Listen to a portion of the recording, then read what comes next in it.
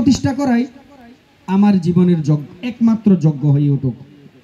ঠাকুর বলছেন, পুরুষোত্তম আসেন যখন সব গুরুরই সার্থকতা, তাকে ধরলে আসে না কো গুরু ত্যাগের ঘিন্ন কথা। পুরুষোত্তম যখন আসেন তখন সব গুরুই এই পৃথিবীতে যত যত গুরু আছে সব গুরুরই সার্থকতা পুরুষোত্তমের আবির্ভাবে হয়।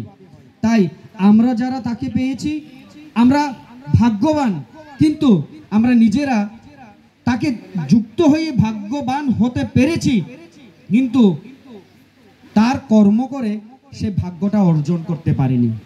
তাই আজকের দিনে অন্তত আমরা যারা এখানে উপস্থিত আছি, আশেপাশে যারা শুনছেন, আমরা যারা ঠাকুরের নাম পেয়েছিলাম, অন্তত আজকে থেকে এই যে দাদা তিনি আয়োজন করেছেন তার পিতা এবং মাতার মন্দির উৎসর্গ উপলক্ষে একটি সৎসঙ্গের আয়োজন করেছেন, তিনি চেষ্টা করেছেন তার এই মহৎ কর্মের মধ্য দিয়ে মানুষকে যাতে তার কথা, প্রিয় পরমের কথা শোনানো যায়, প্রিয় পরমের সাথে যারা যুক্ত হয়েছেন তাদেরকে আবার নতুন করে তার চরণ প্রান্তে এনে বসানো যায়, সেই চেষ্টাটুকু করেছেন।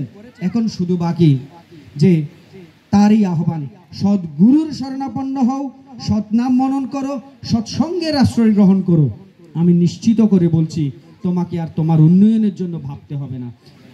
প্রিয় পরম তিনি তো উন্নয়নের কথা বলে গেছেন। আমাদের বাস্তব জীবনের যে সমস্ত উন্নয়ন করতে হবে সে উন্নয়নগুলো আমরা ঠাকুরের কাছে এসে বুঝিনি। কেমন তোর উন্নয়ন লাগবে? আপনার কোলে, আমার কোলে, সবার কোলে সন্তানাদিরা বসে আছে, ছোট ছোট